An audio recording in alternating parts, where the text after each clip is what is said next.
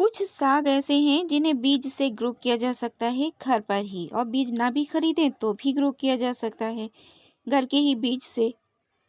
जिन्हें सर्दियों की शुरुआत में लगाया था उसके तो बीज बनकर तैयार हो रहे हैं। मैं दिखाऊंगी 5-6 तरीके के साग जिनको आप तुरंत ग्रो कीजिए और 1 आध महीने में खाना भी शुरू कीजिए। अस्सलाम वालेकुम friends, welcome to my channel Shabnoor Ali. आप ये जो देख रहे हैं ना, आपको लगेगा एक झलक में कि मैं आपको बीज दिखा रही हूँ सरसों के। एक्चुअली ये सरसों है ही नहीं, ये बीज हैं शलजम के। पत्ते भी, फूल भी और इसकी बालियां भी बिल्कुल सेम लगते हैं। जल्दी देखकर कोई पहचान नहीं पाता, और जो इसको देखता है वो यही बोलता है कि नहीं सरसों है। और जबकि मैंने शलजम से ग्रो किया हुआ था, तब से मैं बीज रख रही हूँ। राई से थोड़े महीन होते हैं, हल्के ब्राउनिश होते हैं, तो जगह जगह मैं डाल देती हूँ।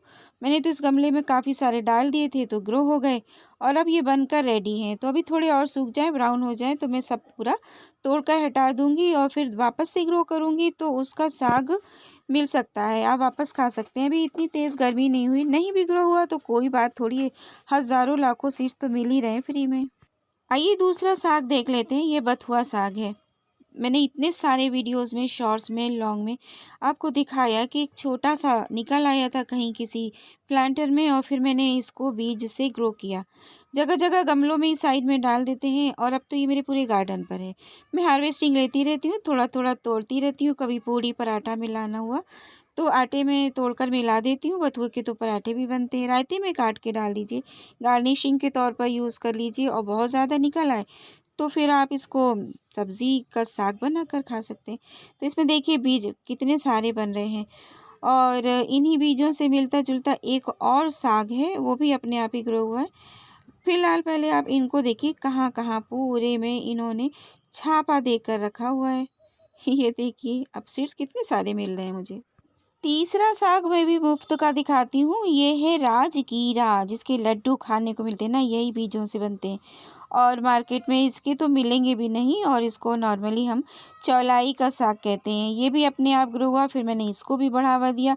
अब जगह जगह इसके सीड्स में इस तरीके से डाल देती हूँ, ना स्टोर करके रखती हूँ, कुछ नहीं। और फिर बरसात में देखिए हर तरफ चौलाई चौलाई नज़र आती है। अभी इसमें बीज बन रहे हैं और फ्री के ही हैं, और कैल्शियम, आयरन, मिनरल से भरपूर ये सारे साग हैं। तो इनको अपने गार्डन में फ्री में आप ऐड कर सकते हैं, बस थोड़ा-सा ध्यान देने की ज़रूरत पड़ती है। देखिए यहाँ भी झड़े गिरे और कितने सारे पौधे रेडी हो रहे हैं, तो इन्हें भी आप ग्रो कीजिए। 4th नंबर पर आता है ये मेथी का साग। अभी नहीं ग्रो कर सकते हैं आप इसको, लेकिन मैंने इसको किचन से ही बीज लाकर ग्रो किया हुआ था। अब इस पर भी बीज बन रहे हैं, तो अगर आपने बहुत ज़्यादा ग्रो किया होगा तो आपको इन्हीं प्लांट से वापस में बीज मिल जाएंगे, और फिर रख दीजिए। फिर विंटर की शुरुआत में ग्रो कीजिएगा, तो आपको पत्तों तक की हार्वेस्टिंग मिलती ही रहती है। अभी सीड्स हार्वेस्ट कर सकते हैं आप। और आइए 5वां अपना, आयरन से भरपूर पालक, जिसको मैंने कटिंग से ग्रो किया हुआ था, बीजों के लिए ग्रो किया हुआ था। 3-4 पौधे इसके रेडी हो गए थे।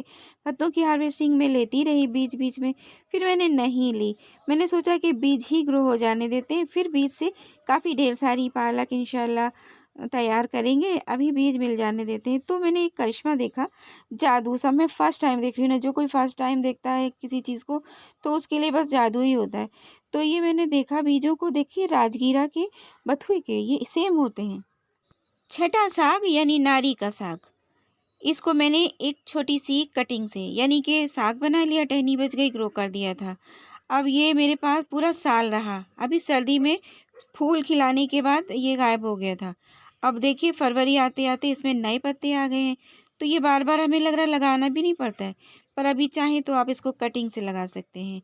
फूल तो झड़ चुके हैं नारी का साग के, जिसको वाटर स्पिनच भी कहते हैं। फूल नहीं, सॉरी, हाँ फूल झड़ चुके हैं, लेकिन बीज बनते मैंने देखे नहीं उसमें। तो अब क्या किया जा सकता है, कटिंग से ही लगाया जा सकता है। फिर आप साग को एंजॉय कीजिए, ये भी एक बेहतरीन साग होता है। तो आइए 7वां साग हम देख लेते हैं, लेकिन उससे पहले इन फलियों को देख लेते हैं, सेम की फलियाँ। 7वां साग है मूली। मूली को अभी ग्रो भी कर सकते हैं। मेरे पास देखिए इसके बीज रेडी हो रहे हैं, और मेरे पास बहुत सारे पिछले साल के भी बीज रखे हुए हैं। मैंने सिर्फ 4 बीज बो दिए थे, तो बस उसमें एक मूली है जिसमें देखिए ग्रो ही है, और बाकी के सब छोटे छोटे पौधों में अब ये बीज बनकर तैयार हो रहे हैं। तो इसको सेंगरी बोंगरी भी बोल देते हैं, इसकी सब्ज़ी बनती है, पत्ते हार्वेस्ट करते रहिए, खाते रहिए। लेकिन ये है कि ये वो सेंगरे बोंगरे नहीं हैं, जो कि खेतों के किनारे उगाते हैं, ये मूली ही है। मैंने दिखाए हैं ना, ये मूली के बीज हैं।